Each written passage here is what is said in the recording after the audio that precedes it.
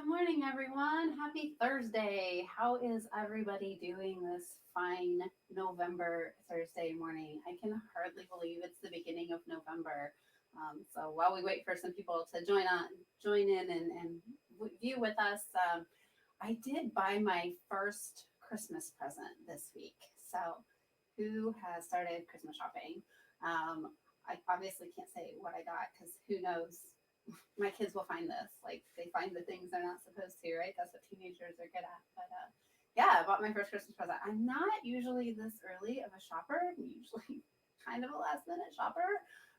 But why not? And I know that shipping is kind of an issue, and not so worried about supply chain so much, but just getting things that I do order because I'm going to order everything online. I have recently. So, how are you Christmas shopping? Have you started yet?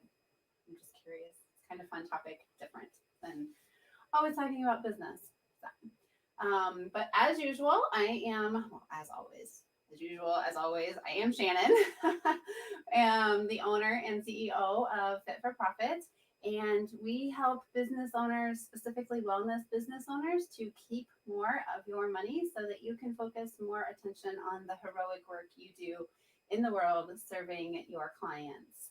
And today I wanted to talk to you about another word. Last week we talked about words as well, but today I wanted to talk about another word that has come up several times recently, and I'm really working to remove this word from my vocabulary.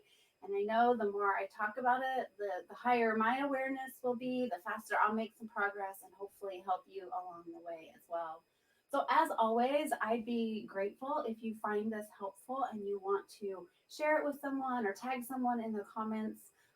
Definitely, my goal today is to help more people realize that really nothing has to be hard. That's the word that's been coming up for me is hard. So before we talk about this on the business side, I wanted to share a personal story. It is a little bit sad, but it's very relatable and we'll end it on a good note for sure. So I have a friend who lost a life partner within the last year.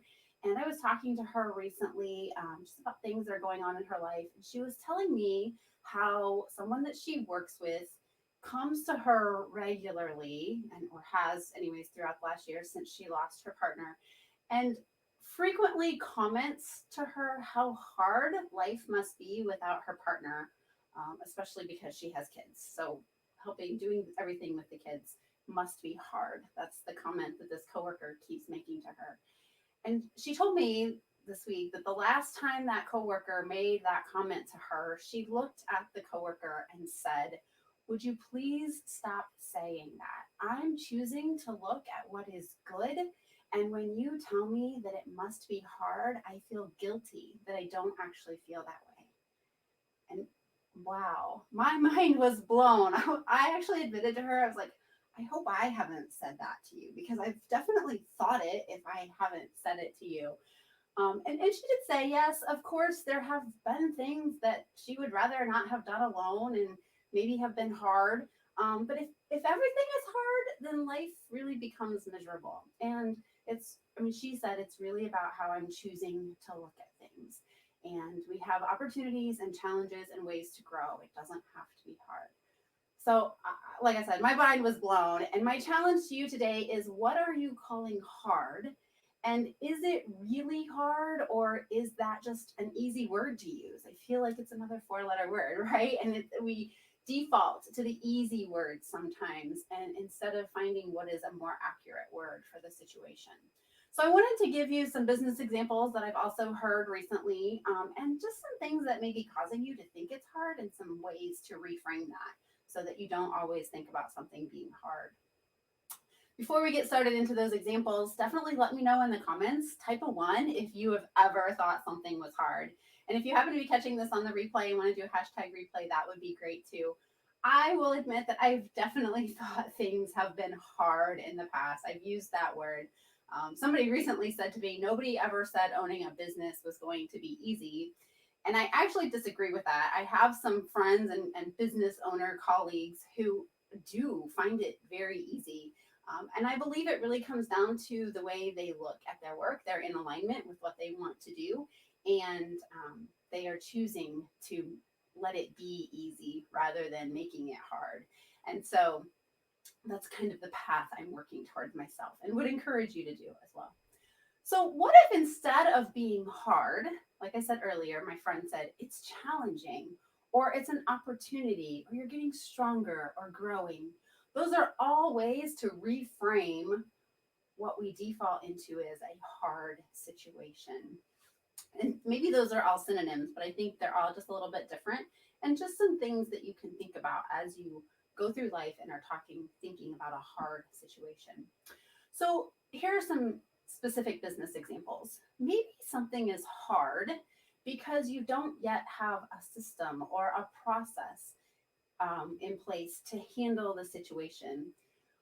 Or maybe you have a system or process in place, but you're not following the system or process. So, what if instead of it being hard, it's causing you to create a new system so that it's not hard in the future and you figure out how you're going to handle it once and then you do it over and over and it becomes easier, right? Or, like I said, you had a system in place and you're not following it. Maybe the system is out of date. So, maybe you need to tweak that system to make whatever situation you're dealing with right now easier now and in the future. Here's another idea for you. What if it's hard because you're operating outside of your values? Whatever those values are, you're operating outside of them. Or maybe you haven't even put words to your values.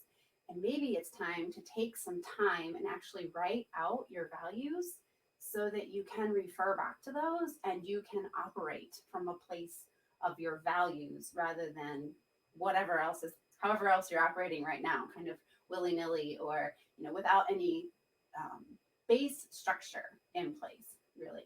So maybe this situation, whatever you're facing, is hard because you need to take some time and figure out those values and use this as a growth opportunity to, maybe you already have values, maybe they need to be tweaked or improved.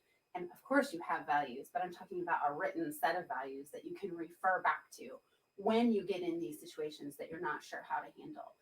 Because we don't always default to our values, but if you have them written out in a place that you can look at and say, how do I want to operate in this situation within these values? Take some time to reflect on that. You usually get to a better place, a place that's more in alignment with how you want to be in the world.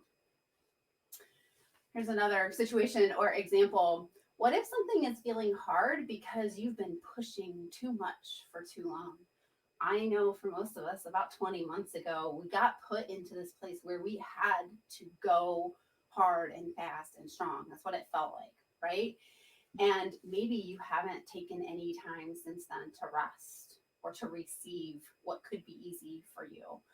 I definitely believe that business and life are meant to have ease. Again, when we're operating within our values, when we are giving our 100% and then taking time for ourselves, that ease is delivered to us.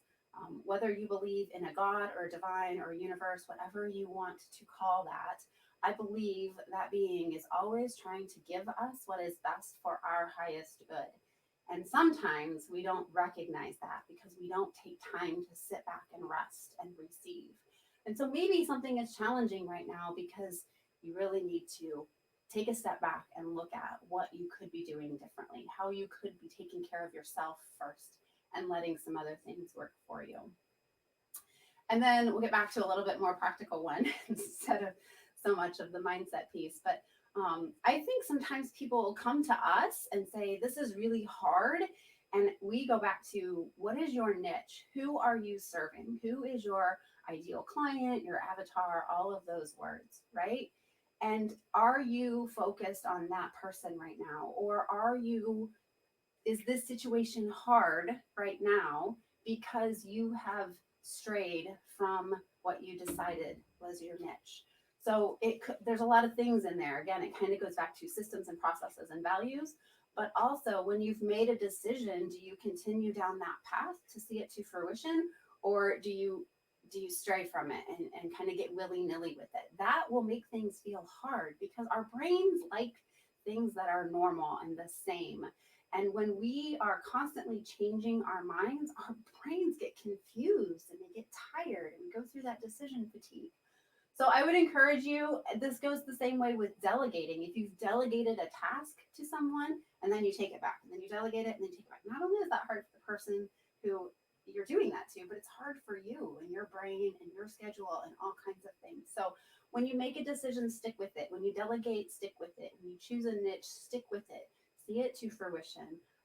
Unless there's an absolutely really good reason that you're actually changing your decision, and then that's different. But not just going back and forth all the time. So, lots of different reasons that something could feel hard, and other ways to look at that. Like I said, systems, values. Are you hiring in alignment with your systems and values? If there's a team member that is not easy to deal with right now, how do they align with the rest of your systems, processes, values, the rest of your team, your culture that you've created? Changing your mind too quickly. So I'm curious, when something felt hard, if you look back now, what did you learn from it? What was it doing for you? How was it meant for you? And I don't think we always take time to reflect back on, oh, that was hard, and this is what I was supposed to learn from it. So I would definitely invite you to take some time and think about something that was hard and then what you learned from it. Share that with us. Super helpful to see what other people have learned from these quote unquote hard situations. And then I would challenge you to replace that word. And instead of using hard, use it's challenging, it's an opportunity. I'm growing, I'm getting stronger, whatever that is. So definitely leave a comment with your biggest takeaway today. And if you're catching this in the middle, definitely go back to the beginning and start from there and hashtag replay. And Eric will be here next Thursday at 10:30. So if you have something that you want him to cover, be sure to drop us a DM. And until then, have a great week. Take care, everybody.